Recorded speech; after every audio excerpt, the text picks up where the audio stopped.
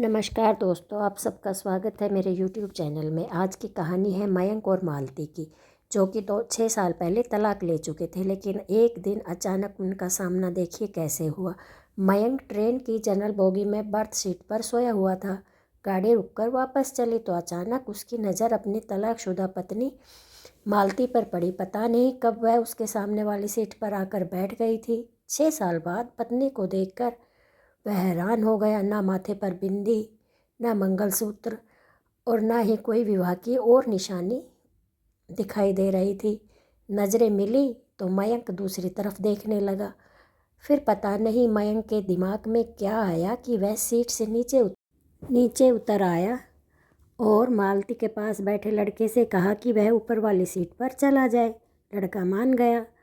तब मयंक मालती के पास बैठ गया। बैठते ही मयंक बोला, मालती कैसी हो?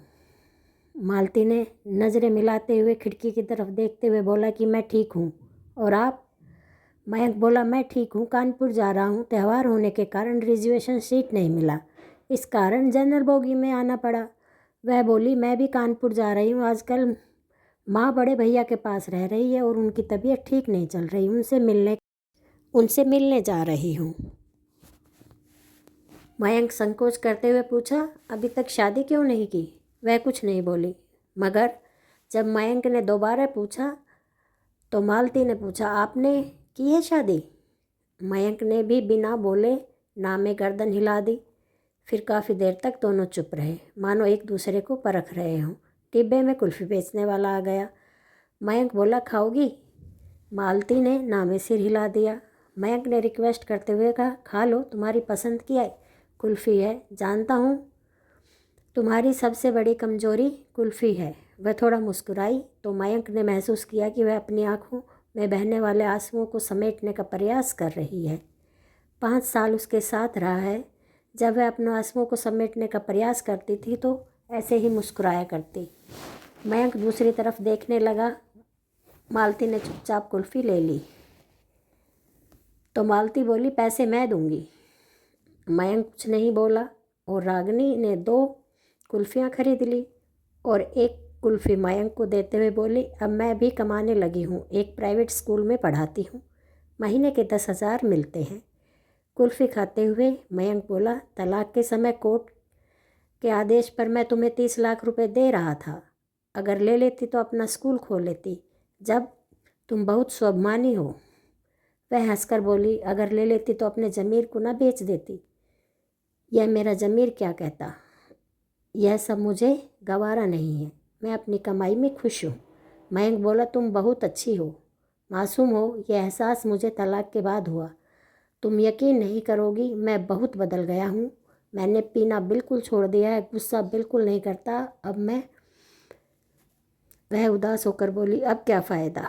जब मैं मना किया करती थी तब आप मेरी एक भी बात नहीं सुनते थे। आपके कारण ही हमेशा मैं टेंशन में रहती थी। इसी कारण मुझे 2 बार मिसकैरेज हुआ, वरना आज मेरे 2 बच्चे होते। एक 8 साल का हो गया होता और दूसरा 6 साल का होता। कहकर वह रो पड़ी। बच्चों की बात पता चली तो मयंक की आंखों में आंसू आ गए, लेकिन वह पुरुष था तो आंसू दिखाने का उसे हक नहीं। कभी कभी लगता है मैं बहुत बुरा आदमी हूँ। मैंने कभी रिश्तों की कदर नहीं की, उसी की सज़ा झेल रहा हूँ। आज बिल्कुल अकेला हो गया हूँ। अब माँ भी नहीं रही। माँ के ना होने पर मालती को बड़ा दुख हुआ और बोली, माँ को भली चंगी छोड़ कर आई थी, क्या हुआ माँ को? इस बार मयंक बहुतावश अपने आंसुओं को रोक ना पाया और बोलते बोलते रो पड़ा। वह अपनी बहू का गम झेल ना पाई। तुम्हारे जाने के कुछ दिन बाद ही माँ भी चल बसी। स्टेशन आने वाला था। मयंक बोला, आप वापस कब जाओगी? मालती बोली, आज रात यहीं रुकूंगी, कल ही सुबह की ट्रेन से वापस जाऊंगी। फिर वहीं खड़ी हो गई। योगेश भी खड़ा हो गया और पूछा, कितने बजे वाली ट्रेन से वापस जाओगी? मालती बोली, हम गरीब लोग हैं, रिजर्वेशन नहीं करा पाते, जनरल डिब्बे में सफ़र करते हैं, इसलिए जो भी ट्रेन मिलती है टिकट लेकर चढ़ जाते हैं। इतना कहकर वह नीचे उतर गई। मयंक अपना सूटकेस संभालता हुआ पीछे पीछे चल दिया और उसने कहा, ठीक है, तुम कल 9:30 वाली ट्रेन से जाओगी तो मैं रिजर्वेशन करा दूंगा। मैं भी तुम्हारे साथ चल दूँगा। नहीं, मैं जर्नल में नहीं जाऊँगी। रागिनी ऑटो में बैठते हुए बोली, 9 बजे यहाँ मिलूँगी। फिर उसके देखते देखते ऑटो ओझल हो गया। सुबह 8:30 बजे ही स्टेशन आ गया। मालती 9 की जगह 10 बजे स्टेशन पहुंची और बोली, आप अभी तक यहीं पर हो? मैं सोच रही थी कि आप चले गए होगे। मालती बहुत खुश थी, बोली, माँ अब बिल्कुल ठीक है। मयंक बोला, मैं तुम्हारा भी टिकट ले आया हूँ। अब 30 रुपये के टिकट के लिए कुछ कहना मत। मालती हंसते हुए बोली, अभी ट्रेन आने में आधा घंटा है और चलो अभी कुल्फ़ी खाते हैं, पैसे मैं दे दूँगी, हिसाब बराबर हो जाएगा। वह जब भी मुस्कुराती थी योगेश की नज़रें उसके चेहरे पर ठहर जाती और दोनों ने कुल्फ़ी खाई। तब तक ट्रेन आ गई और फिर से एक नया सफ़र शुरू हो गया, मगर इस सफ़र में कुछ खास था। मयंक कुछ कहने के लिए तिल मिला रहा था, मगर डर भी रहा था वह मना कर देगी। मयंक नोटिस कर रहा था कि मालती अब जो साड़ी पहन कर आई है वह बहुत सुंदर लग रही है उस पर। कभी कभी ज़िंदगी भी जाने कैसी करवट लेती है, मगर मैं इसे संभाल कर नहीं रख पाया, इसीलिए तो यह मेरी नहीं रही। अब अनजान हो गई थी। मालती, क्या हुआ? आप गुमसुम क्यों हैं? दोस्त बनकर ही सही कुछ बात तो कर लो। मयंक बोला, मुझे दोस्ती नहीं चाहिए। मालती को झटका सा लगा, बोली, फिर क्यों मेरे साथ बैठे हो? क्यों मेरा इंतज़ार किया? जन्मों जन्मों के लिए मैं तुम्हारे साथ रहना चाहता हूँ, मयंक ने कहा। अगर आपको बुरा लगे तो मुझे माफ़ कर देना। आगे बोला, मैं गलत था, तुम्हारी कदर नहीं कर पाया, मगर तुम्हारे जाने के बाद मुझे मेरी गलतियों का एहसास हो गया। मुझे माफ़ कर दो। मगर तुम्हारे जाने के बाद मुझे मेरी गलतियों का एहसास हो गया है, कहकर वह रो ही पड़ा। प्लीज़ लौट आओ रागिनी, तुम जो कहोगी वही मैं करूँगा। माथे पे साड़ी थोड़ी सी पीछे सरकाई और बोली, इधर देखिए ज़रा। मयंक ने देखा। मालती ने मांग भर रखी थी। वह बोली, मैं जानती थी आप यही सब करोगे।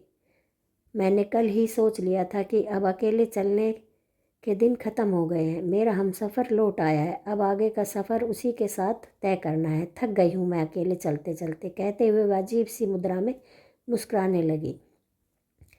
मयंक बोला, मैं जानता हूँ अब हमारे अकेले रहने के दिन ख़त्म हो गए हैं। तब तू ऐसे ही मुस्कुराती रहना मत। वह अपने आंसुओं को ना रोक पाई और दोनों ही गले मिलकर रोने लगे। पूरे डिब्बे के लोग उन्हें देखने लगे, मगर मालती ने लोगों की परवाह नहीं की। वह मयंक के कंधे पर सर रखकर रोती रही। कुछ देर बाद मालती का गांव आ गया। गाड़ी कुछ पल रुकी, फिर चल पड़ी। मालती गाड़ी से नहीं उतरी।